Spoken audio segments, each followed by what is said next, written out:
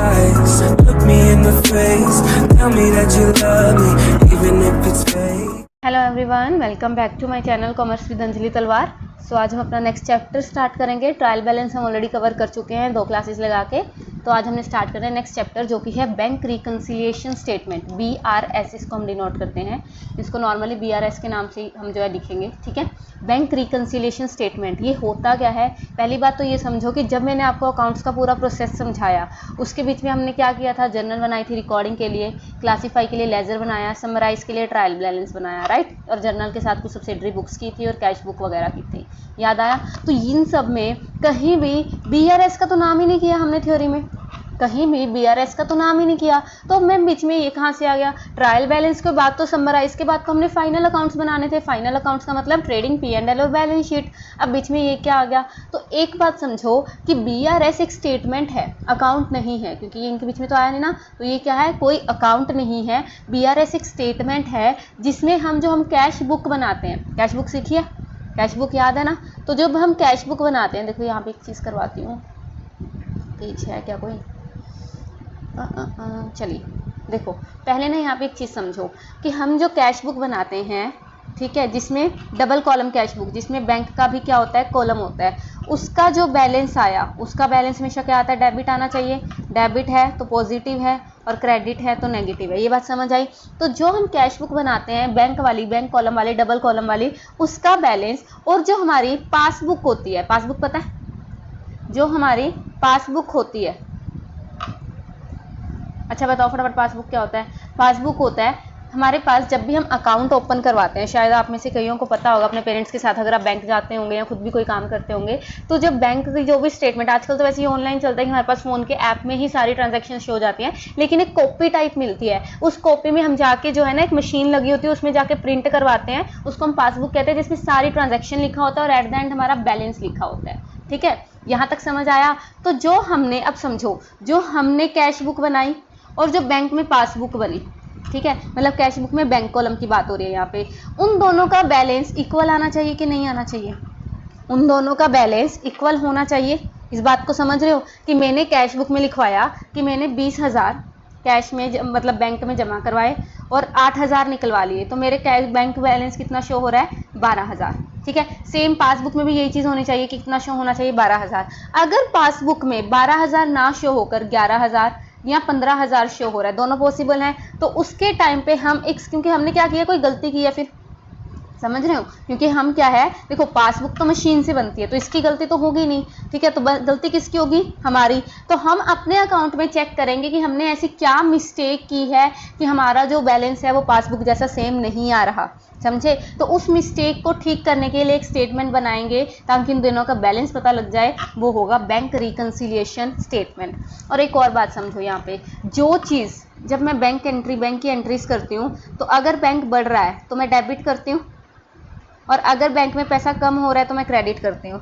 लेकिन ये किसके अकॉर्डिंग है? मेरे अकॉर्डिंग में, मेरे अकाउंट। लेकिन जो बैंक है, बैंक के लिए जो मेरा अकाउंट है, ठीक है, उसमें जब पैसा प्लस होता है ना, तो वो बैंक के लिए लाइबिलिटी बनती है, समझ रहे हो? बैंक ने तो मुझे पे करना है बाद में, तो बैंक के लिए लाइबिलिटी क्रिएट होती है। जब मेरे अकाउंट में पैसा बनेगा तो वो उसको क्रेडिट करता है। आपने शायद कभी देखा भी होगा, जब पैसा आता है आपके अकाउंट में तो एंट्री लिखी आती है, your account has been credited with this and this, 10,000 20,000 जो भी है। और अगर माइनस होता है तो हम लिखा आता है डेबिटेड विद, डेबिट होता है। तो उल्टा होता है, जो चीज हम बैंक अकाउंट में डेबिट करेंगे, बैंक उस अकाउंट को क्रेडिट करेगा, और जो चीज हम अपने अकाउंट में क्रेडिट करेंगे, बैंक उसको क्या करेगा? डेबिट करेगा। ये अपोजिट होता है, क्योंकि बैंक के लिए लाइबिलिटी क्रिएट होती है और अगर पैसा आना है तो उसके लिए एसेट क्रिएट होती है। समझ रहे हो?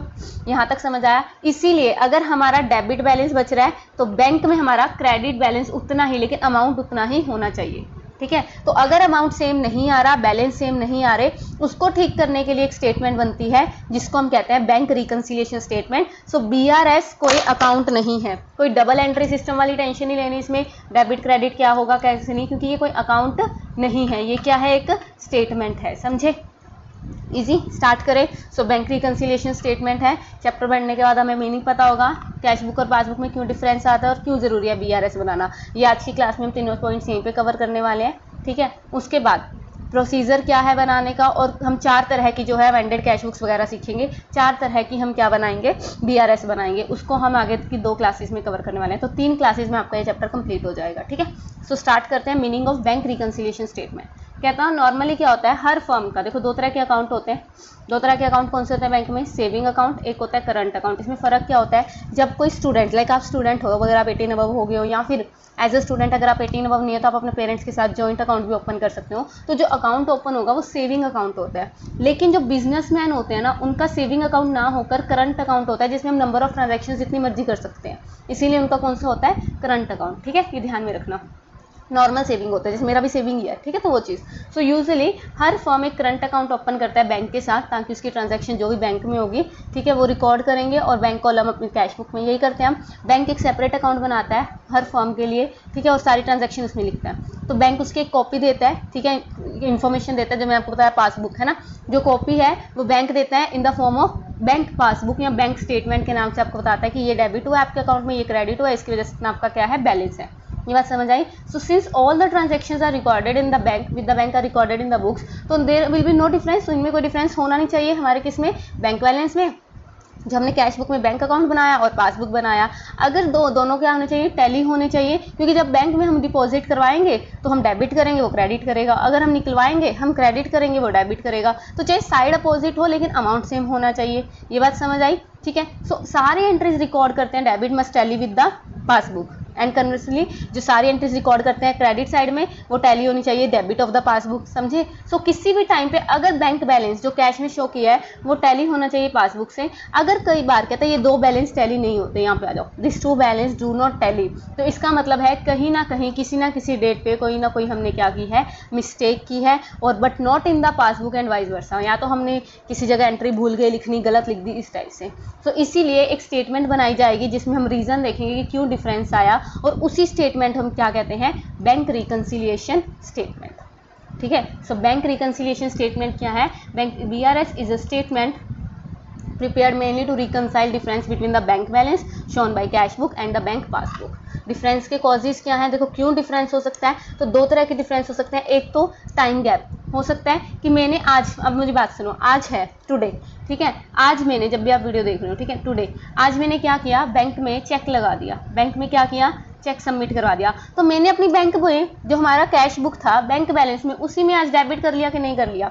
लेकिन ये बैंक हुआ, लगा लो 31 मार्च के बाद, बैंक में जो चेक इन कैश हुआ या चेक आया, वैसा आया है ना, वो कब लगा, 31 मार्च के बाद। तो 31 मार्च तक तो बैंक ने इसको प्लस ही नहीं किया और मैं इसको प्लस करी बैठी हूँ, तो अपने आप चेंज हो जाएगा, डिफरेंस आ जाएगा। तो ये होता है difference in the time period, ठीक है, समझे। और एक होता है एरर्स, कि हमने कोई जीरो कम ज़्यादा लगा दी, कुछ लिखना था गलती से डेबिट करना था क्रेडिट कर दिया, तो वो एरर भी हो सकते हैं, ठीक है। तो सबसे पहले पढ़ते हैं difference caused by time gap. Quite often the difference between cash and passbook balance is caused by time gap. Reasons क्या क्या हैं, check issued but not yet presented for payment in the bank, समझ रहे हो, मैंने as an creditor मैंने किसी को पैसे देने थे बी को, ठीक है, मैंने बी को चेक दे दिया 20,000 का, मैं उसी टाइम उसको क्या कर दूंगी, अपने बैंक में क्रेडिट मतलब माइनस कर दूंगी कि मैंने तो पेमेंट कर दी। लेकिन बी ने वो लगाया क्या, अभी चेक लगाया ही नहीं अपने बैंक में, ठीक है, उसने लगाया बाद में, कभी 31 मार्च के बाद लगाया या 1 महीने बाद लगाया, तो मैंने तो अपनी तरफ से माइनस कर दिया, बैंक में से भी पैसा कटा नहीं, पेमेंट हुई नहीं, तो डिफरेंस आ जाएगा कि नहीं आ जाएगा, तो ये रीज़न हो सकता है, ठीक है, ये बात समझ आई। उसके बाद cheque paid into the bank for collection, लेकिन क्रेडिटेड नहीं हुआ, हमने तो चेक लगा दिया लेकिन पैसा अभी फॉर्म में आया नहीं, तो वो भी रीज़न है। Cheque paid into bank for collection, लेकिन बैंक ने डिसऑनर कर दिया, मैंने तो बैंक में चेक भेजा, किसी पर्सन ने मेरे को चेक देना था, उसने मेरे को 20,000 का चेक दिया, मैंने बैंक में जाके सबमिट कर दिया और अपने इधर आके बैंक में प्लस कर लिया पैसा कि मेरे बैंक में तो पैसा आ गया। बैंक ने उसको क्या कर दिया, डिसऑनर, डिसऑनर मतलब उसके बंदे के अकाउंट में इतने पैसे ही नहीं थे, तो बैंक में तो पैसा आया नहीं, डिसऑनर हो गया, और मैं अपने अकाउंट में प्लस करी बैठी हूँ, तो अपने आप डिफरेंस आएगा, है ना। उसके बाद कई बार क्या होता है, इंटरेस्ट अलाउड बाय बैंक, जितने मेरे पास पैसे पड़े होते हैं ना, तो पासबुक मतलब बैंक क्या देता है, हमें उस पर इंटरेस्ट देता है, तो जब वो इंटरेस्ट देता है ना, वो हमें अलग से नहीं बताता, वैसे तो SMS वगैरह आता है, इंटीमेट करता है वो हमें, लेकिन फिर भी कहीं ना कहीं हो सकता है हमें नहीं पता लगा। तो अगर पासबुक में उसने कोई इंटरेस्ट प्लस करके दिखा रखा है और हमें पता ही नहीं, हमने बैंक में दिखाया ही नहीं, तो ऑब्वियस सी बात है ना, तो वो हमें पता नहीं है ना, वो डिफरेंस आ जाएगा। या फिर इंटरेस्ट चार्ज, इंटरेस्ट माइनस कर लिया, कोई ओवरड्राफ्ट बैलेंस पे इंटरेस्ट माइनस हो जाता है, जो लोन शॉर्ट टर्म लोन्स वगैरह होते हैं ना। उसके बाद बैंक ने कोई चार्जेस या कमीशन वगैरह क्या कर लिए, चार्ज कर लिए, ठीक है, बैंक ने कोई कमीशन या इंटरेस्ट वगैरह चार्ज कर लिया, ठीक है। तो उस टाइम पे भी बैंक ने तो माइनस कर दिया, पासबुक में तो माइनस हो गया, लेकिन हमने अपने बैंक में नहीं माइनस किया, समझ रहे हो, अपने अकाउंट्स में नहीं माइनस किया। किसी कस्टमर ने हमारा पैसा देना था, डायरेक्ट बैंक में ही सबमिट करवा दिया और हमें पता भी नहीं है, तो बैंक में वो चीज़ प्लस हो गई, पासबुक में ऐड होके आ गई और हमें पता नहीं है। ठीक है। Interest and dividend collected by bank, हमने कई बार क्या होता है, जो बड़े बड़े बिजनेस है ना, वो डायरेक्ट ऑर्डर दे देते हैं बैंक को कि आप हमारे बिहाफ पे इंटरेस्ट या डिविडेंड की पेमेंट भी कर सकते हो या कलेक्ट भी कर सकते हो। तो अगर बैंक ने डायरेक्ट कलेक्ट कर लिया, डायरेक्ट बैंक में पैसा आ गया, तो बैंक पासबुक में तो प्लस हो गया और हमें पता नहीं है, तो हमने अभी वो लिखा ही नहीं है ना। सो दोनों बैलेंस अलग हो जाएंगे। या फिर डायरेक्ट पेमेंट, कोई पेमेंट कर दी बैंक ने, उस टाइम पे भी हमें पता नहीं, हमने माइनस नहीं किया, बैंक ने माइनस कर दिया। तो ये चीज़ें क्या होती हैं, टाइम की वजह से। उसके बाद होता है एरर्स, अगर रिकॉर्ड करते टाइम कोई एरर आ जाए, कहता है कई बार डिफरेंस होता है between the cash book and passbook due to errors committed in recording of transaction in the cash book और इन द पासबुक, ऐसे मोस्टली कैश बुक में ही होता है। ठीक है।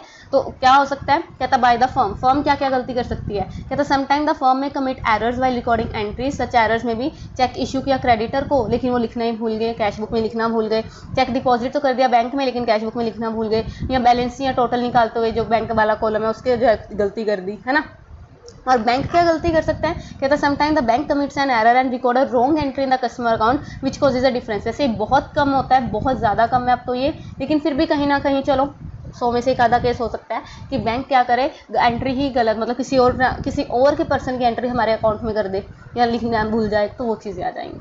ठीक है। अब BRS क्यों बनाना है, कहता है BRS बनाना बहुत ज़रूरी है। क्यों, सबसे पहले एक बैंक रिकन्सिलिएशन स्टेटमेंट से हमें एरर्स पता लगते हैं कि कहाँ हमने गलती की है। ठीक है, कस्टमर ने गलती की है, बैंक ने गलती की है, और उसको हम उसके अकॉर्डिंग ठीक कर सकते हैं।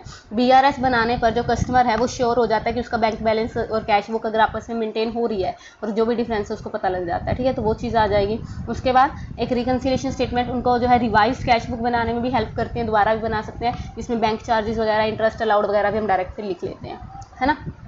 स्टेटमेंट की पीरियडिक प्रेजेंटेशन करेंगे तो उससे जो है स्टाफ का भी काम कम हो जाएगा, बैंक का भी काम कम हो जाएगा। मतलब if a cashier, for example देख लो, अगर एक कैशियर मेयरली जो है एक एंट्री करता है कैश बुक में, लेकिन वो कैश डिपॉजिट नहीं करता है, चेक डिपॉजिट नहीं करता बैंक में, तो ये BRS बना के शो हो सकता है कि वो काम कैसे कर रहा है ना। और एक BRS statement helps in revealing the unnecessary delay in the collection of cheque by the bank. हमें पता लग जाएगा कि हमारा बैंक काम देरी से कर रहा है, कैसे कर रहा है, वो भी मतलब हेल्प हो जाएगी पता करने में। और it also helps in tracking of cheques which have been send to the bank for collection, कि वो आ गए कि नहीं आ गया पैसा। समझ आया। कैसे बनाना है, देखो ये लास्ट ही होगा में भी, बस यही है, क्योंकि करेंगे तो 4 टाइप्स आगे वाली क्लासेस में। तो BRS बनाना कैसे है वो देख लो। कहता है रिकन्सिलिएशन स्टेटमेंट प्रिपेयर करते हैं जब एक अकाउंट होल्डर को ड्यूली कंप्लीट पासबुक मिल जाती है बैंक से। इमीडिएटली जैसी पासबुक मिलेगी तो बैंक बैलेंस के साथ मैच करके देखेगा, बैलेंस जो भी पासबुक में दिखाए जा रहे हैं, कोई भी डिफरेंस है तो वो ये चेक करेगा कि पासबुक को चेक करेगा, उसमें आइटम टिक करता रहेगा कि ये चीज़ तो मैंने कैश बुक में लिखी है, और जो अनटिक आइटम रहेगी दोनों में वो क्या हो जाएंगी, डिफरेंस का कारण बन जाएगी, है ना। तो उससे हमें पता लग जाएगा। कहता BRS it can be prepared by taking the balance either as per cash book से भी बना सकते हैं और पासबुक से भी बना सकते हैं एज अ स्टार्टिंग पॉइंट। अगर स्टेटमेंट को हम स्टार्ट कर रहे हैं as per bank column of the cash book, तो आंसर जो होगा एट द एंड वो बैलेंस आएगा पासबुक का। और अल्टरनेटिवली ये वैसे आगे 4 जो टाइप करवाने उसमें आएगा। देखो, अगर मैं बैंक कॉलम से स्टार्ट कर रही हूँ कि बैंक का जो डिफरेंस है, मतलब बैंक का जो मेरे पास बैलेंस है उससे मैंने अकाउंट बनाना स्टार्ट किया, तो लास्ट में जो बैलेंस बचेगा वो बचेगा पासबुक का। और अगर मैंने पासबुक से स्टार्ट किया तो लास्ट में बचेगा बैंक कॉलम का। ये ध्यान में रखना, बस अपोजिट बचेगा। ठीक है, वैसे आगे 4 जब करवाऊंगी तब करवाना ही है। ठीक है। और जो बैलेंस है एज पर कैश बुक वो इधर डेबिट भी हो सकता है, क्रेडिट भी हो सकता है। डेबिट है तो पॉजिटिव है, क्रेडिट है तो नेगेटिव है, ऑब्वियस सी बात है ना। तो सिमिलरली पासबुक का भी ऐसे हो सकता है। अगर डेबिट बैलेंस है कैश बुक का तो इसका मतलब ट्रेडर ने पास मतलब डिपॉजिट पड़ा है। और अगर कैश बुक का क्रेडिट बैलेंस है तो ओवरड्राफ्ट है, लोन चल रहा है। और अगर पासबुक का क्रेडिट है, देखो इसका उल्टा होता है ना, तो क्रेडिट मतलब हमारा फायदा, हमारी सेविंग्स पड़ी है। और डेबिट बैलेंस पासबुक का क्या शो करेगा, ओवरड्राफ्ट शो करेगा, अपोजिट होता है ये, है ना। समझ आया। ठीक है, तो ये ज़्यादा करने की जरूरत नहीं, बस इतना देखो। अभी BRS को हम स्टार्ट करते हैं बैलेंसेस के अकॉर्डिंग, उसके अकॉर्डिंग 4 जो है टाइप की हमारी बैलेंस शीट BRS बनेगा। तो वो 4 हमने करने 2 एक क्लास में 2 एक क्लास में। तो यहाँ तो हमें फेवरेबल बैलेंस कैश बुक का दिया या अनफेवरेबल दिया, डेबिट या क्रेडिट, या फिर पासबुक का बैलेंस दिया, उसके हिसाब से हम क्या करेंगे, अपनी BRS बनाएंगे। तो ये था आपका थ्योरी बिल्कुल BRS का, कि करना क्या है, क्यों करना है, क्या मतलब बहुत इंपॉर्टेंट है ये, सीधी सी बात। आपको समझ ही नहीं आएगा अगली क्लास अगर आपको ये नहीं पता। तो BRS होता क्या है, क्यों बनाना है, पासबुक क्या होती है, कैश बुक क्या होती है, उनके बैलेंस क्रेडिट है तो उसका डेबिट क्यों है, वो सब इस क्लास में करवाना जरूरी था। तो इसको कीजिए, मिलते हैं नेक्स्ट क्लास में with next lecture. Thank you so much. Tell me pretty lies, look me in the face, tell me that you love me, even if it's fake.